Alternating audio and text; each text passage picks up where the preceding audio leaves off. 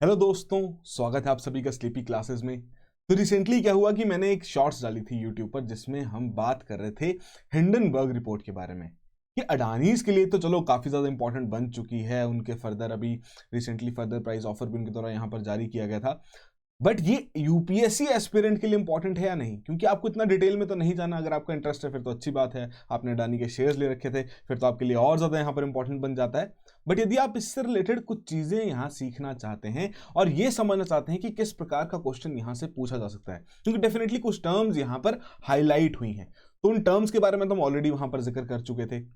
But फिर last में मैंने कहा था कि अगर आपको इन टर्म्स के बारे में नहीं पता तो एक बार कमेंट बॉक्स में बता देना कि भैया क्या इससे रिलेटेड डिस्कशन करनी है। तो सभी का वहाँ पर काफ़ी ज़्यादा रिस्पॉन्स आया, तो एक हाई डिमांड पर इस पर्टिकुलर वीडियो को आज हम यहाँ पर लेके आ रहे हैं, जिनमें हम सभी टर्म्स के बारे में आज यहाँ डिस्कशन करेंगे। साथ साथ एक दो और एक्स्ट्रा टर्म्स भी होंगी जो कि आज हम यहाँ पर डिस्कशन करेंगे। ठीक है, तो शुरुआत करते हैं। तो जैसे कि आपको पता ही है, हिंडनबर्ग की एक रिपोर्ट आई है यहाँ पर जिसके चलते अडानी के स्टॉक्स के ऊपर अब असर भी देखने को मिल रहा है। अब रिपोर्ट थी हिंडनबर्ग द्वारा जो यहां निकाली गई थी, वो अडानी ग्रुप से रिलेटेड थी। अब क्या उस रिपोर्ट में ऐसी इंपॉर्टेंट चीजें मेंशन की गई हैं या किस प्रकार की डिबेट अभी चल रही है, ये कुछ कुछ चीजें हैं जो कि आपको इन दी एंड तक जाते हुए समझ में आ जाएंगी। तो शुरुआत करते हैं। बट उससे पहले छोटा सा पीस इन्फॉर्मेशन, जैसे कि आपको पता ही है, इकोनॉमिक सर्वे आपका आने वाला है 31 जनवरी, मतलब आज ही के दिन। तो शाम को 6 बजे डेफिनेटली इसका यूट्यूब लाइव डिस्कशन हम वहां पर करेंगे। ठीक है जी, एक लाइव सेशन वहां पर लिया जाएगा, तो जरूर इस सेशन में आइए, देखिए कौन कौन सी चीज़ें आपके लिए इंपॉर्टेंट है। स्टेट ऑफ द इकोनॉमी जो फर्स्ट चैप्टर जनरली रहता है उसी को हम यहाँ पर डिस्कस करेंगे। उसके अलावा जैसे कि आपको पता है, प्रीलिम्स का समय नज़दीक आ रहा है और हमारे तरफ से भी पूरी कोशिश रखी जा रही है संभव प्रीलिम्स क्रैश कोर्स 2023 के माध्यम से, कि आपको हम प्रीलिम्स के लिए पूरे अच्छे तरीके से यहाँ पर प्रिपेयर कर सकें। तो उसी कोर्स में डेली लाइव क्लासेज आपकी कंडक्ट की जाती हैं 11 से 1 बजे के बीच में, जिसमें static concepts as well as current affairs की कवरेज यहाँ पर रहती है। ऑलमोस्ट जितने भी आपके सब्जेक्ट्स हैं सभी के जो बेसिक कॉन्सेप्ट्स हम वहाँ पर डिस्कस कर चुके हैं करंट अफेयर्स के साथ। साथ के साथ एमसीक्यूज का डेटाबेस आपको यहाँ दिया जा रहा है, फैकल्टीज प्रोवाइड किए जा रहे हैं। बट रिसेंटली आपके लिए क्या अनाउंसमेंट है कि इसका जो प्राइस है उसको स्लैश करके अब आपका 7,999 यहाँ पर बना दिया जा चुका है। ठीक है जी, तो डेफिनेटली इस कोर्स में एनरोल कीजिए और अपनी प्रीलिम्स की प्रिपरेशन को और बेहतर बनाइए। फिर एक और हाई डिमांड पर बहुत ज़्यादा समय से एक बात चल रही थी कि भैया सभी बच्चों के यहाँ पर मैसेजेस कॉमेंट्स भी आ रहे थे कि 2024 का बैच आप कब लॉन्च कर रहे हैं। तो देर किस बात की है, 13 फरवरी से आपका बैच 1 यहाँ पर लॉन्च हो जाएगा, जिसमें आपकी प्रीलिम्स, मेंटरशिप, सोशियोलॉजी, पीएसआर, जीएसएसए, इन सभी के सेक्शंस आपको वहाँ पर दिखते हुए मिलेंगे। इंडिविजुअल कोर्सेज वहाँ पर मिलेंगे। इनॉग्रल डिस्काउंट कोड है रिपब्लिक 74, जिसको आप डेफिनेटली यहाँ पर यूज़ कर सकते हैं। 31 जनवरी तक आपका ये वैलिड है, तो जाइए वेबसाइट पर जाके चेकआउट कीजिए, इन कोर्सेज में एनरोल कीजिए और अपनी यूपीएससी की जर्नी की यहाँ पर शुरुआत कीजिए। अब शुरुआत करते हैं आज के टॉपिक की। तो इस प्रकार की रिपोर्ट, ये हिंडनबर्ग का ही स्क्रीनशॉट है जहां पर उनकी वेबसाइट में देखा गया अडानी ग्रुप से रिलेटेड कैसे करें कि how the world's third richest man is pulling largest con in the corporate history. तो काफी हद तक टाइटल से ही क्लियर हो जा रहा है कि भैया कोई फेवरेबल रिपोर्ट यहां पर नहीं है अडानीज के लिए। काफी सारे हार्ड ट्रुथ्स यहां पर इस रिपोर्ट में यहां मेंशन किए गए हैं, जिसके आधार पर उनके द्वारा ये बात रखी जा रही है कि हिंडनबर्ग रिसर्च कह रहा है कि भैया इनके द्वारा बहुत सारी ऐसी प्रैक्टिसेस यहां पर फॉलो की जा रही हैं जो कि इलीगल नेचर की हैं। जस्ट दैट उन्हें अभी तक कोई पकड़ नहीं पा रहा। बट हम आपको यहां पर रिपोर्ट्स में काफी सारी चीजें बताने की कोशिश कर रहे हैं, जिसके एंड में उन्होंने ग्रुप ऑफ क्वेश्चंस भी वहां पर पूरी एक लिस्ट यहां पर तैयार की थी। उन्होंने कहा था कि अडानी ग्रुप को कि भैया इन क्वेश्चंस का यहां पर आंसर कर दीजिए। तो अडानी ग्रुप ने भी इस रिलेटेड पूरा डिटेल में वहां पर अपना रिव्यू दिया है, उसको पूरा रिप्लाई करने की कोशिश की। बट अभी भी वहां पर यही आपस में बहस चल रही है दोनों की ट्विटर अकाउंट्स के माध्यम से कि भाई यहां पर कुछ तो गलत हो रहा है और आपको इसको करेक्ट करने की बहुत आवश्यकता है। रीजन बीइंग, एक बहुत बड़ी कंपनी यहां पर अडानी बन चुकी है। इंडिया के कंटेक्स्ट में, इंडिया की इकोनॉमिक ग्रोथ के कंटेक्स्ट में यदि किसी प्रकार की ऐसी प्रैक्टिसेस यहां फॉलो की जा रही हैं तो डेफिनेटली ये हमारे देश के लिए, हमारे देश की मार्केट के लिए बहुत बुरा बन सकता है।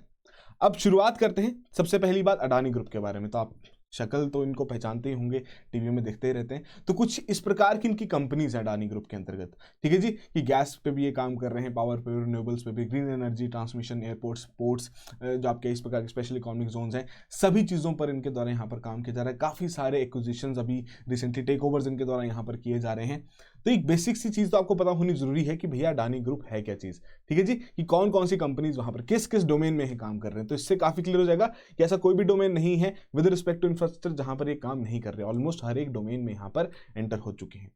तो इन पर तो क्या आपको कोई क्वेश्चन आएगा, ऐसा इस पर टाइम वेस्ट करने की कोई बात भी नहीं है, आप कभी भी जाके इनके बारे में पढ़ भी सकते हैं। इंपॉर्टेंट क्या है कि ये जो क्लैश अभी रिसेंटली हुआ है हिंडनबर्ग रिसर्च और अडानीज के बीच में, अब हिंडनबर्ग रिसर्च क्या है? एक तरीके से खुद को क्या कहते हैं, फाइनेंशियल फॉरेंसिक का यहाँ पर एक टैग हम यहाँ पर देखते हैं। साथ साथ इन्हें शॉर्ट सेलर भी यहाँ पर कहा जाता है। शॉर्ट सेलर क्या होते हैं उसको तो भी हम समझेंगे ही, बट हिंडनबर्ग रिसर्च, तो ये जो फोटो आप यहाँ पर देख रहे हैं ये नेथन एंडरसन की फोटो है, ठीक है जी। पहले कुछ साल इन्होंने कॉर्पोरेट कंपनीज में काम किया, देखा जी उस तरीके से फाइनेंशियल अकाउंट्स के अंतर्गत जाके उन्होंने काम किया, फिर उन्होंने अपनी कंपनी यहाँ पर तैयार कर दी, जो कि कोई कंपनी वहां पर पकड़ते हैं, ठीक है जी, जिनका इनको लगता है कि अच्छा किसी प्रकार का कुछ ना कुछ घोल घपाला यहाँ पर कर रहे हैं, फिर उनसे पूरी स्टडी करके उनसे रिलेटेड एक रिपोर्ट यहाँ पर जारी कर देते हैं। अब उस रिपोर्ट से कैसे इनको फायदा मिलता है वो भी हम यहाँ पर समझेंगे जब आपको समझ आएगा कि शॉर्ट सेलर क्या है। बट रिसेंट जो सिनेरियो चल रहा है वो तो आप इजीली न्यूज में भी ट्रैक कर सकते हैं कि दोनों के बीच में यहाँ पर क्लैश चल रहा है। दोनों की फोटोज देखना बहुत इंपॉर्टेंट है, ठीक है जी। जैसे कि हमने कहा कि भैया ये जो हिंडनबर्ग रिसर्च है, जो एचआर है, ह्यूमन रिसोर्सेज नहीं, हिंडनबर्ग जो रिसर्च है ये एक शॉर्ट सेलर है। तो शॉर्ट सेलर का यहां पर मतलब क्या हुआ? सिंपल सा फंडा यहां पर समझने की कोशिश करेंगे कि एक तरफ आपके ब्रोकर्स रहते हैं और दूसरी तरफ आपकी यहां एक्सचेंज रहती है।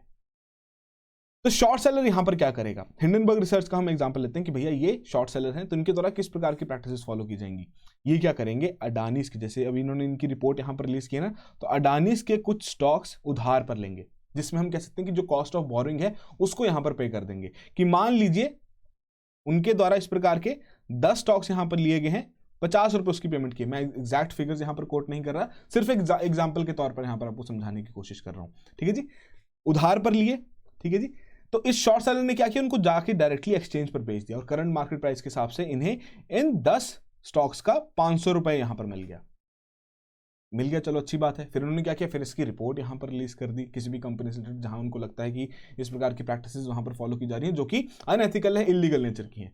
तो डेफिनेटली जब भी इस प्रकार की कोई भी रिपोर्ट वहां पर निकाली जाती है, कोई भी इस प्रकार की इनसाइट्स वहां पर किसी कंपनी से रिलेटेड पब्लिकली वहां पर दिखाई जाती है सभी को, तो उसका असर तो उसकी स्टॉक के ऊपर पड़ता है, उसके शेयर मार्केट के ऊपर तो पड़ता ही पड़ता है। तो डेफिनेटली उसके प्राइसेस यहाँ पर आपके डाउन होने शुरू हो जाएंगे, जो कि करंटली हम यहाँ पर देख भी रहे हैं।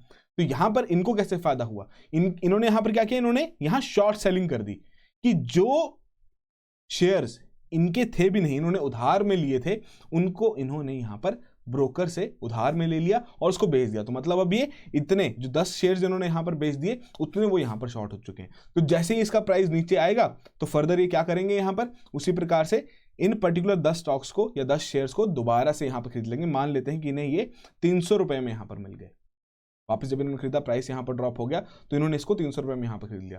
तो इजीली आप देख सकते हैं कि 200 रुपए इन्होंने यहाँ पर कमा लिए और वापस फिर उसे ब्रोकर को वापस कर दिया, और जो भी इनकी कॉस्ट ऑफ जो बोरिंग थी वो उन्होंने ऑलरेडी यहाँ पर पे कर दी थी। तो नेट इफेक्टिवली देखें तो 150 रुपए का इन्होंने प्रॉफिट यहाँ पर बुक कर लिया।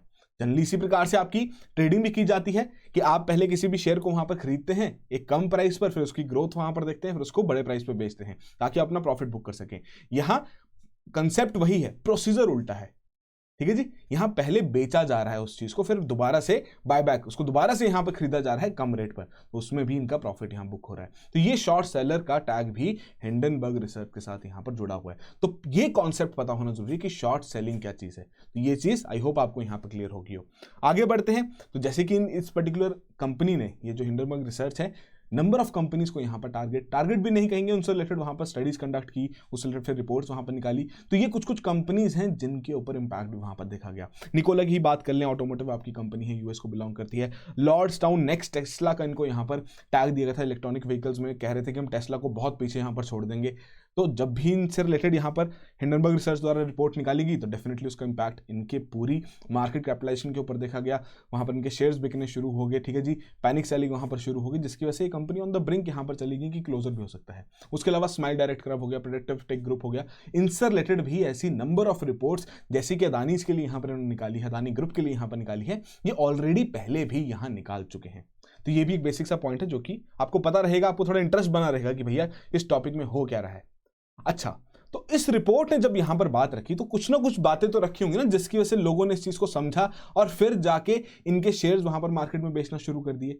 तो पहली बात उन्होंने क्या बोली कि भैया जो अडानीज के जो शेयर हैं ओवर वैल्यूड नेचर के हैं। अब किसी भी कंपनी के शेयर्स अगर आप मार्केट में देख रहे हैं, आपको कैसे पता लगेगा कि भैया ये ओवर वैल्यूड है? ठीक है जी, कि जरूरत से ज्यादा इनकी वैल्यूएशन यहां पर रखी गई है। तो दो इंपॉर्टेंट रेशियोज, बल्कि तीन है, अभी हम दो के बारे में बात करते हैं। दो इंपॉर्टेंट रेशियोज जो कि शॉर्ट्स में भी वहां पर आपको बताई गई थी, वो क्या थी? Price to earning ratio and price to sales ratio. ठीक है जी। अब यहां पर हम क्या देख रहे हैं कि प्राइस किसकी बात हो रही है, अर्निंग्स किसकी बात हो रही है? भैया जिस कंपनी से रिलेटेड वो प्राइस निकाला जा रहा है वो उसके शेयर प्राइस वहां पर निकाली जा रही है।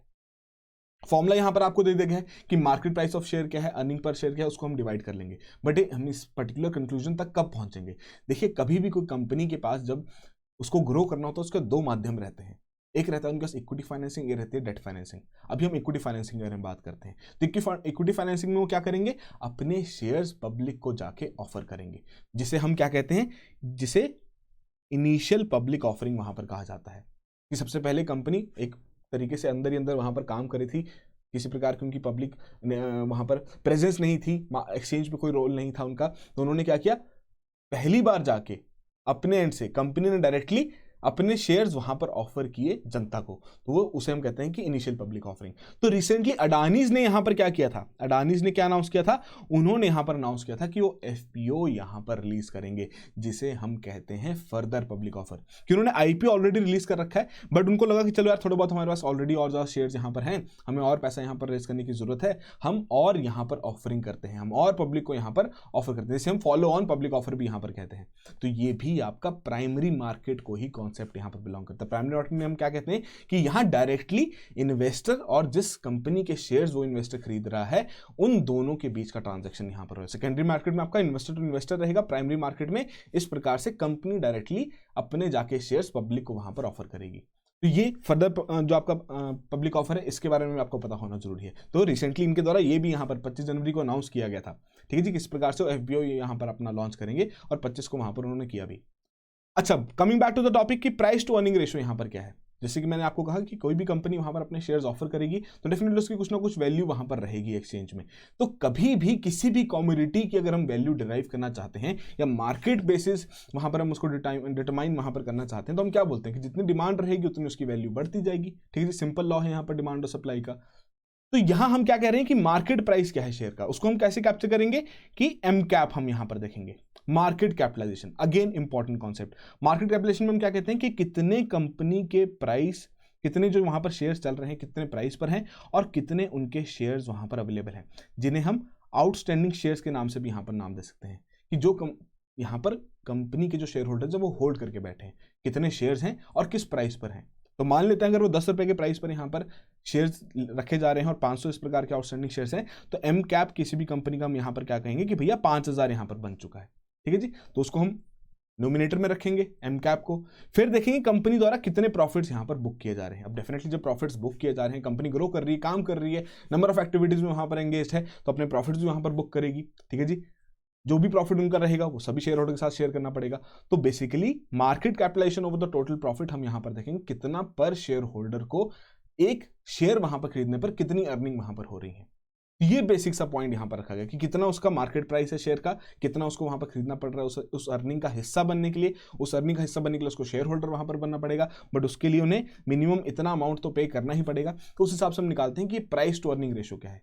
तो यदि किसी भी कंपनी का प्राइस टू अर्निंग रेशियो, जिसे हम पीई रेशियो भी यहां पर कहते हैं, ठीक है जी, अगर ये बहुत ज्यादा यहां पर बढ़ता जाएगा तो मतलब क्या है कि मार्केट प्राइस जो उस पर्टिकुलर शेयर का है वो तो यहां पर बढ़ता जा रहा है, ठीक है जी, बट अर्निंग उतनी वहां पर वो कंपनी नहीं कर पा रही, तो हम उसको क्या कहेंगे कि ये कंपनी जो है ओवर वैल्यूड है। ठीक है जी, ओवर वैल्यूएशन यहां पर इस कंपनी की यहां पर हो चुकी है। इतना इनका काम नहीं है, इतना प्रॉफिट बुक नहीं कर रहे, बट फिर भी इनके जो वैल्यू है शेयर्स की वो बहुत ज्यादा मार्केट पर चल रही है। तो वो भी एक फिजिबल कंडीशन नहीं है किसी भी इन्वेस्टर के लिए, क्योंकि इन द एंड उसे उस कंपनी से अर्निंग्स भी जनरेट करनी है, उस कंपनी के द्वारा जो प्रॉफिट्स अर्न किए जाएंगे वही वो वहां पर रीप भी करेगा।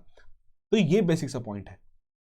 अडानीज के टाइम पे क्या देखा गया, जो मार्केट एवरेज, इंडस्ट्री एवरेज जो इंडिया में चल रहा है प्राइस टू अर्निंग रेशियो का, उसका 42 टाइम्स अडानीज का प्राइस टू अर्निंग रेशियो है। ठीक है जी, इंपॉर्टेंट पॉइंट। इसके आधार पर उन्होंने कहा कि भैया इनके जो शेयर्स हैं ओवर वैल्यूड हैं। पहला पॉइंट ये रहा।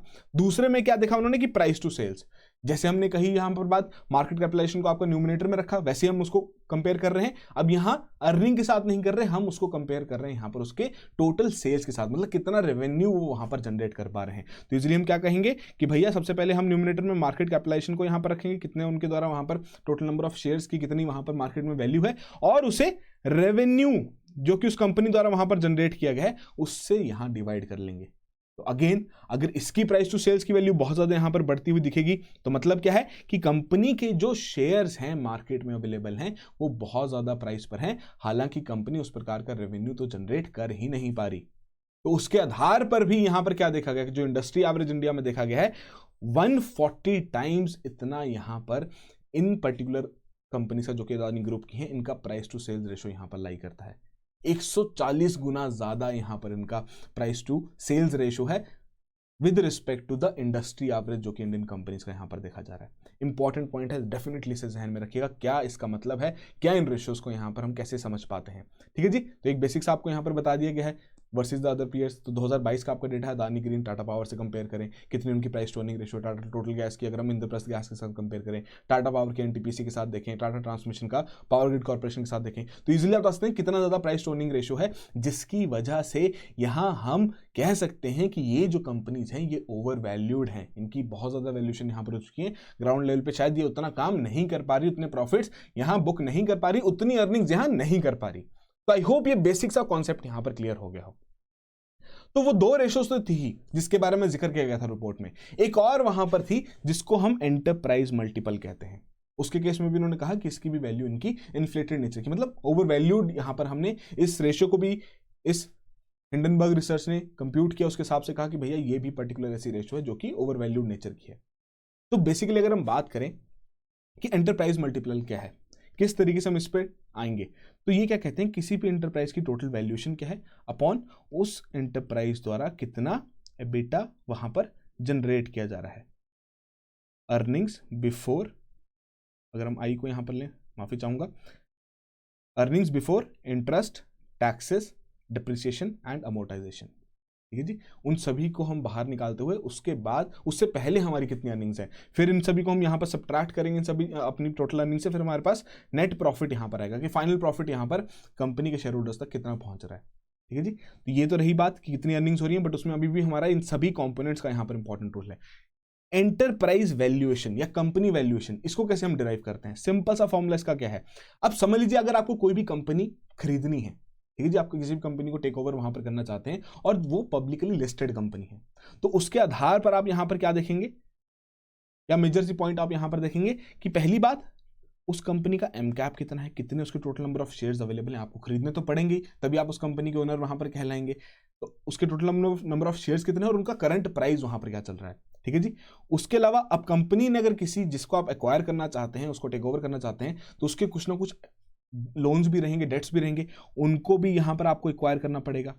ठीक है जी, जब आप उनको भी एक्वायर करोगे तो उसकी भी पेमेंट यहां पर आपको करनी पड़ेगी।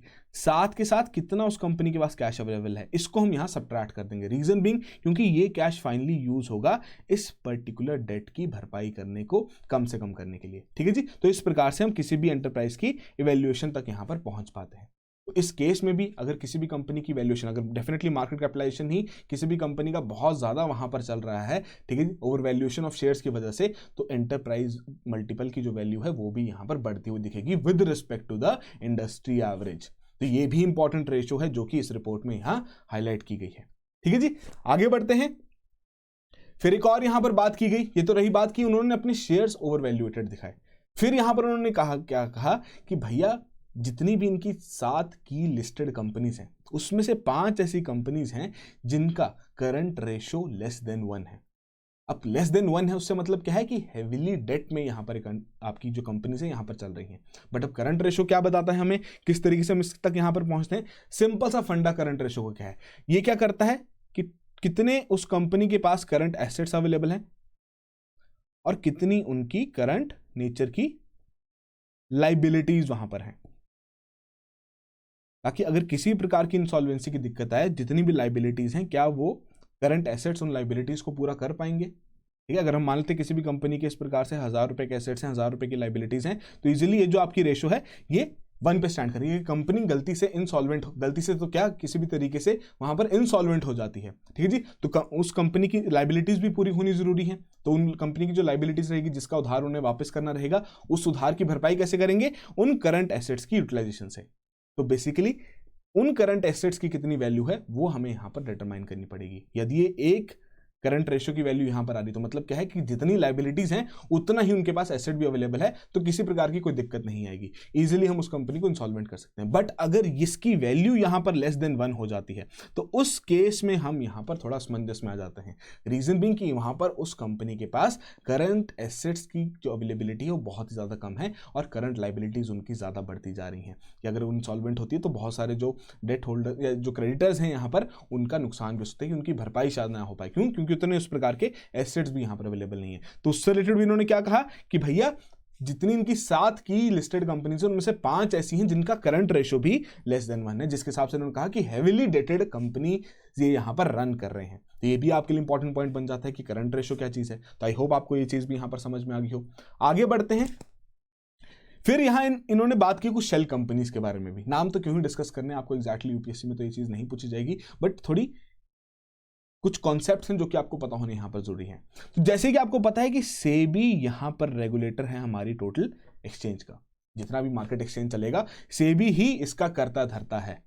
तो सेबी ने यहां पर क्या रूल निकाला? सेबी ने कहा कि भैया अगर आप चाहते हैं किसी भी कंपनी को या अपनी कंपनी को ही बेसिकली मार्केट में लिस्ट करना, एक्सचेंज पर लिस्ट करना, तो उसके लिए आपको एक सिंपल सा रूल यहां पर फॉलो करना पड़ेगा कि मिनिमम 25% जो आपके टोटल नंबर ऑफ जो शेयर्स हैं, ठीक है जी, उसका जो 25% है उतना आपको पब्लिक को वहां पर ऑफर करना पड़ेगा। पब्लिक ऑफर करने का मतलब यहां पर क्या है कि इसमें आपके जो रिटेल इन्वेस्टर्स हैं, बड़े इन्वेस्टर्स हैं, एंजल इन्वेस्टर्स हैं, या जो जिस प्रकार के भी हाई नेटवर्थ इंडिविजुअल जो आपके इन्वेस्टर्स हैं, इन सभी को आपको यहां पर ऑफर करना। मतलब जब आप आईपीओ कुछ भी लॉन्च करेंगे, एफपीओ भी वहां पर लॉन्च करेंगे या सबसे पहले भी लॉन्च करेंगे, तो आपको 25% तो मिनिमम वहां पर देना ही पड़ेगा।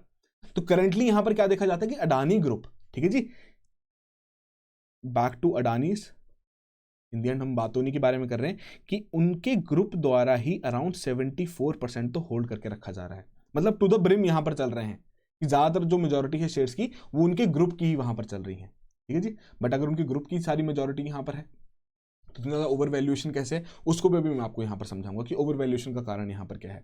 बट अभी इस चीज को समझना कि 74% तो यहां पर अडानी ग्रुप ही होल्ड करके बैठा है, बाकी का जो 26% है उसमें वो क्या कह रहे हैं, पर्टिकुलरली रिपोर्ट हिंडनबर्ग रिसर्च यहां पर क्या कह रही है कि ये जो 26% है इसमें से काफी एक सिग्निफिकेंट पोर्शन है जो कि कुछ शेल कंपनीज यहां पर होल्ड करके बैठी हैं।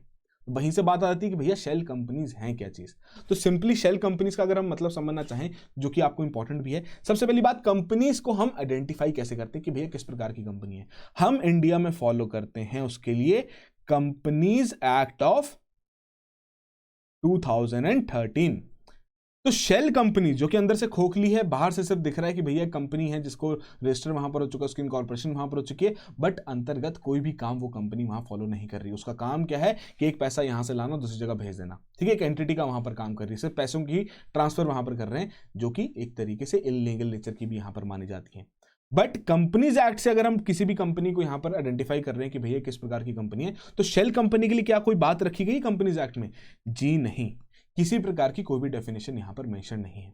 बट जनरली जो आपकी मिनिस्ट्री है या सेबी है वो कैसे इन्हें ट्रैक करती है, वो देखती है किस प्रकार के ऑपरेशन इनके द्वारा कंडक्ट किए जा रहे हैं, किस प्रकार के ट्रांजैक्शन इनके द्वारा यहां पर कंडक्ट किए जा रहे हैं। तो यहां पर क्या देखा गया इस पर्टिकुलर केस में, जहां पर मैंने आपको बताया कि 26% में से सिग्निफिकेंट पोर्शन यहां पर शेल कंपनीज होल्ड करके बैठी हैं, कि ये जो शेल कंपनीज हैं डायरेक्टली और इनडायरेक्टली ये भी अडानी ग्रुप से ही रिलेटेड है। तो ये भी इस रिपोर्ट में यहां पर मेंशन किया गया। तो इसीलिए अब आपके लिए इंपॉर्टेंट बन जाता है कि शेल कंपनीज हैं क्या चीज। तो मैं डेफिनेटली एडवाइस करूंगा कि इनके बारे में भी आप अच्छे से पढ़ लें। बट एक बेसिक जो चीज, एक बेसिक फैक्ट आपको पता होना जरूरी, वो क्या है कि भैया जो हमारा कंपनीज एक्ट है 2013 का, उसमें कहीं पर भी इनकी बात बिल्कुल भी नहीं की गई है, ठीक है जी। तो ये इंपॉर्टेंट पॉइंट्स हैं, डेफिनेटली इन्हें होल्ड करके रखिएगा अपने जहन में। अच्छा जी, 26% मैंने आपको बताया कि सिग्निफिकेंट पोर्शन शेल कंपनीज द्वारा यहां पर किया जा रहा है। फिर वही बात आती है कि इनकी अगर मेजॉरिटी अगर इन्हीं के ही बंदों के द्वारा होल्ड किए जा रहे हैं, जो कि पब्लिकली लिस्टेड शेयर्स भी हैं, तो इनकी इतनी ओवर वैल्यूएशन क्या है, क्यों है, बेसिकली क्या कारण है। तो उसमें भी एक फंडा यहां पर सामने आता है वॉश ट्रेडिंग का,